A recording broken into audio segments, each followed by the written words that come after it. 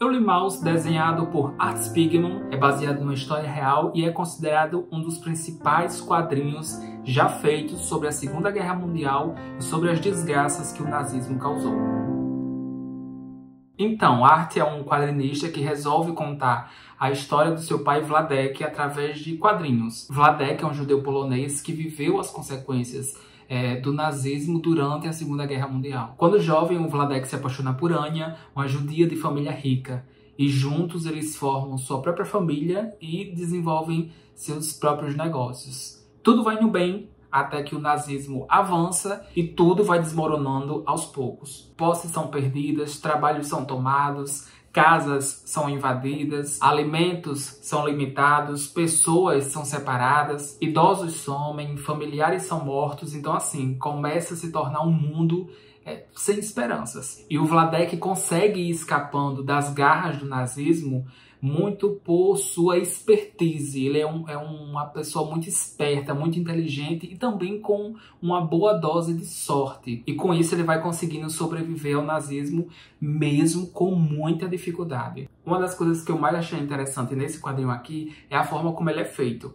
Parece dar a entender que você está lendo e vivenciando aquilo em tempo real. Porque o Art, ele vai misturando o tempo atual com as lembranças do pai. Então o Wladek está contando sua história da juventude e de repente ele faz assim: olha, eu tenho que tomar meu remédio. Olha, meu filho, a gente tem que agitar aquele telhado ali. E uma das características do Wladek é ser muito chato quando idoso. Ele é muito chato, muito chato. É aquele velho ranzinza que briga com todo mundo, briga com o vizinho, com o dono do supermercado, com a mulher, com os filhos, com o filho, na verdade, né? E ele é muito chato e também ele é muito pão duro, mão de vaca. E o Art não escapa de criticar o pai dele por causa do passado, não.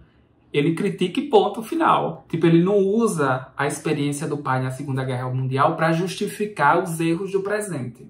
Entendeu? E talvez isso que nos aproxime ainda mais dessa história aqui. A complexidade da vida, né? A sinceridade também com que essa história é escrita. A gente se identifica com eles. Você com certeza vai lembrar de alguém que lhe tira completamente a paciência, mas que mesmo assim você ainda ama aquela pessoa. Outra característica bem marcante aqui desse quadrinho é que o Art faz com que cada nacionalidade seja representada por um animal. Então os judeus são representados como ratos, os alemães como gatos, os estadunidenses como cachorros e os poloneses como porcos. Então acaba tendo aquele tom de fábula. E isso também nos ajuda a perceber quem está perseguindo quem. Quem é a vítima da história. E também o medo como forma de poder. E para quem não sabe, o título Maus não significa o contrário de bons. Nada disso. Maus significa ratos em alemão.